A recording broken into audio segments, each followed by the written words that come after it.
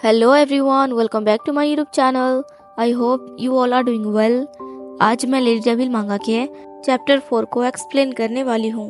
पिछले चैप्टर में हमने देखा था जब एनेट उस शैतान को जगाकर बाहर आ रही होती है तभी उसे किसी के चिल्लाने की आवाज़ आती है और वो खिड़की से बाहर झांकने लगती है। तभी उसकी सर्वेंट आकर उससे कहती है कि माय लेडी, अपने चैम्बर पर वापस चलिए, देर रात तक आपका बाहर रहना सही नहीं है। और वो जाने लगते हैं।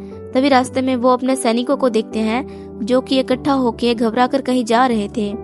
तभी एनेट देखती है जॉन्स को दौरा पड़ गया होता है, मतलब उसे तो ऐसा ही लग रहा था। फिर वो अपने चैम्बर पर वापस चली आती है। उसे कुछ समझ नहीं आ रहा था कि यहाँ हो क्या रहा है। फिर जब शोर बंद हो जाता है तो उसे जॉन्स की बहुत चिंता होने लगती है। तो वो उसे देखने के लिए उसके चैम्बर तक जाती है, पर उसके अंदर से कोई आवाज नहीं आती। तभी सामने से सैनिक आने लगते हैं, जिससे एनेट डर जाती है और घबराती हुई सोचती है, मैं क्या करूं, मैं कहाँ जाऊं, क्या मैं अपने चैम्बर पर वापस चले जाऊं? पर ऐसा करने के लिए बहुत देर हो चुकी है। वो यही सब सोच रही थी। तभी जॉन्स उसे अपने चैम्बर के अंदर खींच लेता है और दरवाजा बंद कर देता है। जब एनेट बहुत घबराई हुई थी तो उसका दिल बहुत तेजी से धड़कने लगता है। वो जॉन्स को देखती है और उसका नाम लेने लगती है। तो जॉन्स उसे गुस्से से देख रहा होता है और कहता है, तुम्हें क्या लगता है, तुम क्या कर रही हो? और वहीं पर चैप्टर की एंडिंग हुई थी। तो चैप्टर 4 के स्टार्टिंग में हम देखते हैं जॉन्स कह रहा होता है, तुम्हें क्या लगता है, तुम क्या कर रही हो? तो एनेट कहती है, क्या मतलब है तुम्हारा? मुझे पता है तुम्हें इसकी उम्मीद नहीं थी कि मैं इस वक्त यहाँ तुम्हें देखने आऊंगी, पर मुझे तुम्हारी फिक्र हो रही थी, इसलिए मैं आई। तो जॉन्स थोड़ा दूर होने लगता है। एनेट फिर कहती है, मैंने देखा कि वो सैनिक तुम्हारे साथ क्या कर रहे थे। क्या तुम्हें पता भी है? तुम्हें दर्द में देखकर मैं कितना परेशान हो गई थी, मुझे तुम्हारी कितनी चिंता हो रही थी। तो जॉन्स कहता है, अपने चैम्बर में वापस चली जाओ। तो एनेट कहती है, नहीं, मैं नहीं जाऊंगी, मुझे अपना चेहरा दिखाओ, क्या तुम्हें चोट लगी है? और वो उसके चेहरे को पकड़ने लगती है। तो जॉन्स उसके हाथ को झटक देता है और कहता है, बस हो गया, मैं ठीक हूँ, अब तुम अपने चैम्बर पर वापस चली जाओ। अगर तुमने देर रात तक यहाँ नीचे ही आना था तो तुम ग्रिसेल्डा को अपने साथ ले आती। कोई बात नहीं, अब चली जाओ वापस। ये सुनकर एनेट मुंह फुला लेती है और कहती है, मैं वापस तभी जाऊंगी जब तुम मुझे मेरे चैम्बर तक छोड़ने जाओगे। तो जॉन्स अपना मुंह मोड़ लेता है और कहता है, बचकानी हरकतें करना बंद करो। तुम्हें आज हो क्या गया है? तुम आज इतनी जिद्दी क्यों बन रही हो?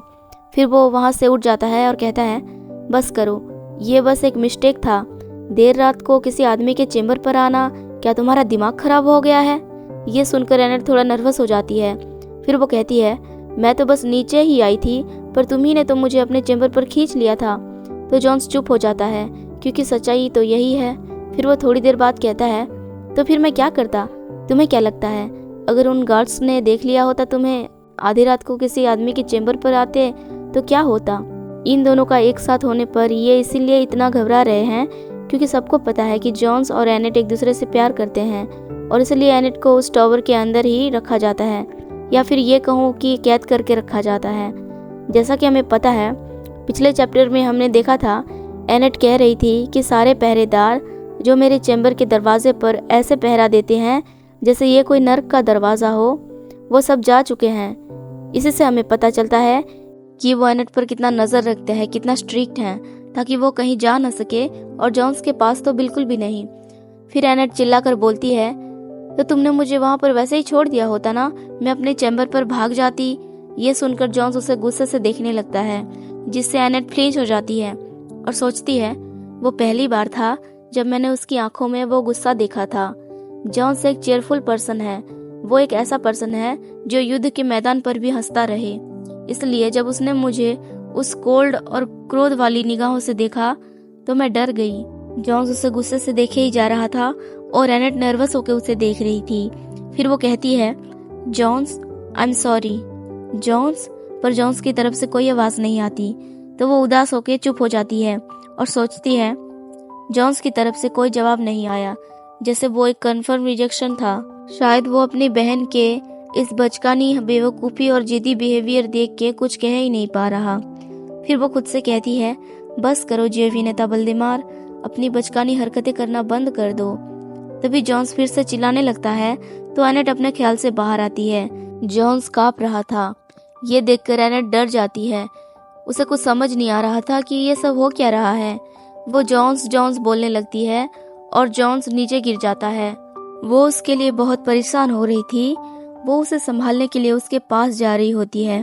तभी जॉन्स कहता है, नहीं रुको, मेरे पास मत आओ, दूर रहो मुझसे, दूर रहो एनेट। तभी उसका शर्ट अपने आप फटने लगता है और उसकी हड्डियों के चटकने की आवाज आती है। उसका हाथ धीरे धीरे शैतान के हाथों में बदल रहा था। उसकी आंखें भी चमकने लगती है। उसका पूरा शरीर एक शैतान में बदल रहा था और उसके शरीर की सारी हड्डियां चटकने लगती है। वो दर्द से कराह रहा था, चिल्ला रहा था।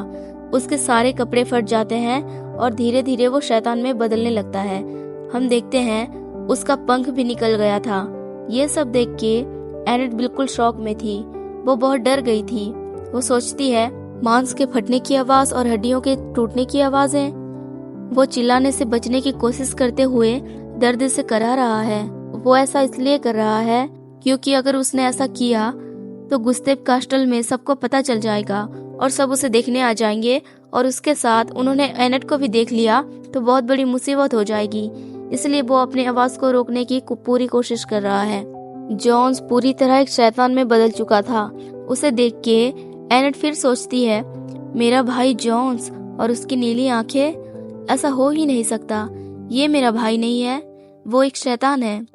इससे पहले कि वो ये सब समझ पाती, जॉन्स पूरी तरह एक शैतान में बदल चुका था और वो एनेट को ही घूर घूर के देख रहा था। जब एनेट को ये रियलाइज होता है कि ये एक शैतान है, तब तक बहुत देर हो चुकी थी। फिर वो अपने ख्याल से बाहर आती है और खुद से कहती है, ऐसा नहीं हो सकता, यहाँ से भागो, भागो यहाँ से भागो जियोविनेता वल्डेमार। वो ये कहकर वहाँ से भागने लगती है और वो शैतान उसे घूर घूर कर ही देखे जा रहा था। वो जल्दी से भागी भागी दरवाजे के पास जाती है और उस दरवाजे को खोल देती है और जैसे ही वो उस कमरे से बाहर निकलने वाली थी, वो शैतान अचानक से आके उस दरवाजे को बंद कर देता है, जिससे एनेट वहीं पर चुपचाप खड़ी रह जाती है और सोचती है, मैं चिल्ला भी नहीं सकती क्योंकि हमें पता है अगर वो चिल्लाएगी तो सबको पता चल जाएगा, जो कि उसी के लिए हानिकारक है। वो शैतान जोर जोर से सांसें ले रहा था। फिर वो धीरे धीरे एनेट को अपने टेल में बांधने लगता है, पर एनेट अपने ही ख्यालों में खोई हुई थी। वो सोचती है, उस वक्त किसी न किसी वजह से मुझे अपनी मॉम की कही गई बातें याद आने लगी। हम देखते हैं वो उस वक्त को याद कर रही होती है जब उसकी मॉम बीमार थी और उसे कह रही थी, एनेट, वो ताबूत जिसमें वो शैतान कैद है, वो बेशक तुम्हारी इच्छाएं पूरी करेगी। तुम्हारी इच्छाएं पूरी तो हो जाएगी, पर इसका अंजाम बहुत ही भयानक और विकृत होगा, जो कि बेशक उस शैतान की तरफ से एक चेतावनी होगी। और हम देखते हैं उस शैतान ने एनेट को अपने टेल से बिल्कुल बांध ही दिया होता है और वो चुपचाप वहीं खड़ी रह जाती है। फिर वो उस वक्त को याद करने लगती है जब उसने उस शैतान को फ्री कर दिया था और उससे अपनी विश मांगी थी, जिसमें उसने कहा था कि मैं उससे शादी नहीं करना चाहती। वो सोचती है, वो सब कहने की वजह शायद मैंने उससे उस बूढ़े आदमी की मौत मांगी होती। शायद मैंने ये बोला होता कि हमारी शादी के रात ही वो आदमी मर जाए। फिर वो पीछे मुड़ के उस शैतान को देखती है, जो कि उसे एक बड़ी सी स्माइल के साथ घूर घूर के देख रहा था। उसे देखकर एनेट सोचती है, ये शैतान अब मुझे मारकर उस शादी को रोक देगा। जैसा कि एनेट की मॉम ने कहा था कि अगर तुम कोई विश मांगोगे तो वो पूरी तो हो जाएगी, पर इसका अंजाम बहुत ही बुरा होगा और बहुत खतरनाक होगा।